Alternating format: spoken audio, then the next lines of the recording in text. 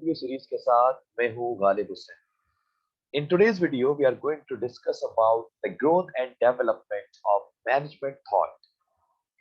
आज के वीडियो में हम लोग ये जानने की कोशिश करेंगे कि मैनेजमेंट की जो ग्रोथ है, मैनेजमेंट ने कहाँ से इवोल्यूशन हुआ था और किन किन स्कूल ऑफ थॉट ने कंट्रीब्यूट किया, और जो मॉडर्न स्कूल ऑफ थॉट है उसका एक परसेप्शन है रिलेटेड टू द मैनेजमेंट। तो आज हम इसको डिस्कस करेंगे। तो आइए स्टार्ट करते हैं। सबसे पहला जो एरा कहलाता है, this is known as the early era. ठीक है, जो अर्ली एरा था आपका, उसके अंदर क्या क्या चीज थी, क्या बात थी मैनेजमेंट से रिलेटेड, तो पढ़ते हैं कि this is known as the pre scientific management era. ये जो अर्ली एरा था इसे कहा जाता है pre scientific management era. During this era the management finally came into being as a separate field of study and research. और ये जो अर्ली एरा था, इसके अंदर मैनेजमेंट को बाकायदा एक सेपरेट फील्ड का स्टेटस दिया गया कि मैनेजमेंट को जो है वो एज अ सेपरेट फील्ड पढ़ना चाहिए। और इसके अंदर जो भी आप स्टडी या रिसर्च करना चाहते हैं तो आप कर सकते हैं। तो that was that early era कि जहाँ पे मैनेजमेंट को एक सेपरेट स्टेटस मिला, एक सेपरेट सब्जेक्ट का स्टेटस मिला कि हम मैनेजमेंट को पढ़ सकते हैं, उस पर रिसर्च कर सकते हैं। ठीक है, तो that was the early era. जब अर्ली एरा के बाद obviously we have the second era which is known as the scientific management era. अब साइंटिफिक मैनेजमेंट एरा में क्या था कि ड्यूरिंग दिस एरा सब principles of scientific management were developed. इस एरा के अंदर साइंटिफिक मैनेजमेंट से रिलेटेड कुछ उसूलों को, कुछ प्रिंसिपल्स को डेवलप किया गया। This era saw great advances in management practice by application of empirical studies to determine faster and better methods of production. Scientific era ने, जो साइंटिफिक एरा के अंदर जो काम हुआ उसमें ये हुआ कि मैनेजमेंट को एक बहुत ज्यादा एडवांस तरीके से एक तो अप्लाई किया गया, और दूसरा इस बात को भी मेक श्योर किया गया कि हम प्रोडक्शन, जो ऐसी बात है, जब हम कंपनी की बात करते हैं, किसी ऑर्गेनाइजेशन की बात करते हैं, तो they focus on the production. ठीक है, तो हम किस तरह से, या जो मैनेजमेंट है वो किस तरह से बेटर मेथड्स ऑफ प्रोडक्शन को जो है वो अप्लाई कर सकते हैं। तो ऐसी बात है, जब बेटर मेथड्स ऑफ प्रोडक्शन होंगे तो अल्टीमेटली आपका प्रोडक्ट अच्छा बनेगा, आपकी कॉस्ट एफिशिएंट आपकी होगी, कंपनी आपकी कॉस्ट एफिशिएंट बन जाएगी। So this was the introduction of the scientific management era. Scientific management era के बाद we have the process of functional और एडमिनिस्ट्रेटिव एरा। तो मैनेजमेंट एरा हो गया, उसके बाद आपके पास आता है administrative era. This era, a clear distinction was made between technical activities and managerial activities. जो एडमिनिस्ट्रेटिव एरा था उसके अंदर दो चीजों के दरमियान एक लाइन ड्रॉ कर दी गई। वो लाइन क्या थी कि भाई टेक्निकल एक्टिविटीज सेपरेट होती है, मैनेजमेंट और मैनेजरियल एक्टिविटीज सेपरेट होती है। You can not combine both at the same time. आगे उन्होंने बात की planning, organising, command, coordination and control were recognised as managerial activities.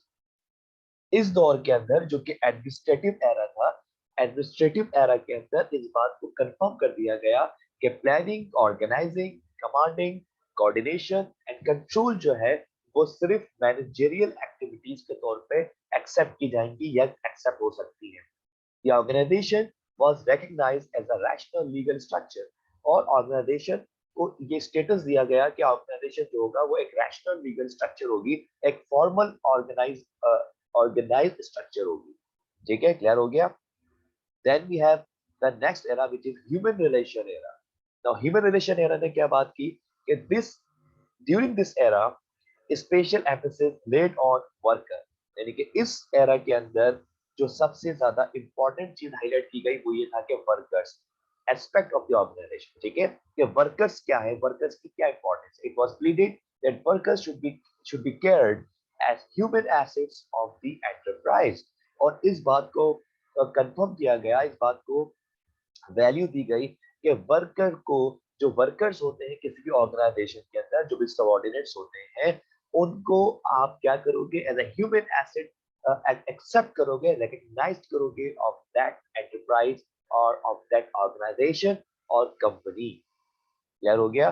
तो इस एरा के अंदर वर्कर्स को रिकॉग्नाइज किया गया और उनके लिए कहा गया कि वर्कर्स को जो है वो as a human asset accept करना चाहिए, because if the workers are doing the work it means the organisation is operating, and without workers obviously the organisation can not operate. सही. Next we have the next era, which is known as the behavioral or social sciences era. During this era, the individual, the work groups and the participative management aspects were emphasized. ठीक है. इस दौर के अंदर as you know के नाम से जो जाहिर हो रहा है कि behavioral और social science era, तो इस दौर के अंदर individual and group work groups, ठीक है, इंडिविजुअल हो या वर्क ग्रुप्स हो, उस पर ज्यादा बात की गई या उसको हाईलाइट किया गया. The participative management aspects for emphasise. ठीक है, दैट्स बात है. What will be the role of workers and what will be the role of groups in any organisation, and whether they should be given the chance to discuss to participate in the management. तो ये जो चीज थी ये introduce कराई गई थी social sciences era में. Then we have the management science or quantitative era. This era saw scholars to lay emphasis on rational decision making and use of mathematical techniques for managing the organizations. ठीक है. इस era के अंदर जो focus किया गया वो rational decision making के ऊपर. Obviously decision making is an important part, and whenever we are discussing organization, whenever we are discussing the management, so obviously we are discussing the decision making. ठीक है, तो decision making को focus किया गया, and use of mathematical techniques for managing the organization, and how we can use different type of calculations and mathematics to evaluate the work of the organization, to evaluate the work of the projects. कि हम different organization में different projects होते हैं, different काम होते हैं, different production process होते हैं, तो हम किस तरह से उसको evaluate कर सकते हैं. तो उसमें mathematical techniques को introduce कराया गया. That was the management science or quantitative era. The last we have the modern era. During this era, emphasis is being laid on treating the organization as a system composed of interrelated and interdependent parts. Obviously, देखिए आप किसी organisation में होते हैं तो आप जितने भी डिपार्टमेंट्स हैं, जितने भी लोग हैं, वो कहीं ना कहीं एक दूसरे पे डिपेंडेंट कर रहे होते हैं. ठीक है. Without the information of the one department, the other department cannot operate. Okay, so every department needs information from the other department in an organization, and every department is working and depending on the functions of the other department. Now the working in its specific environment. Okay.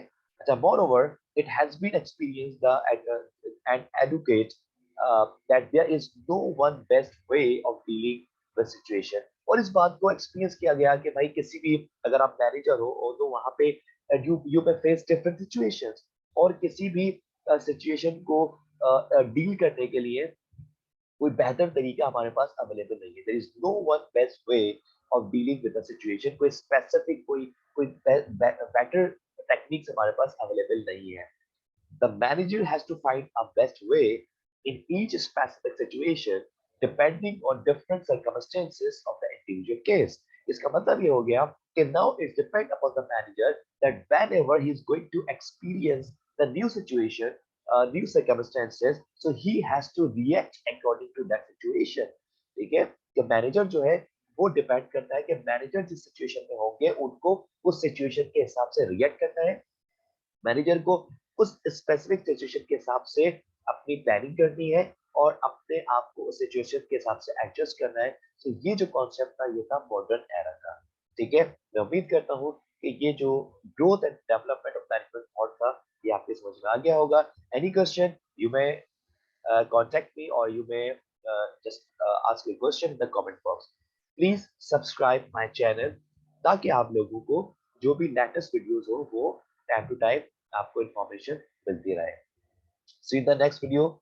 Until then, Allah Hafiz. Take care.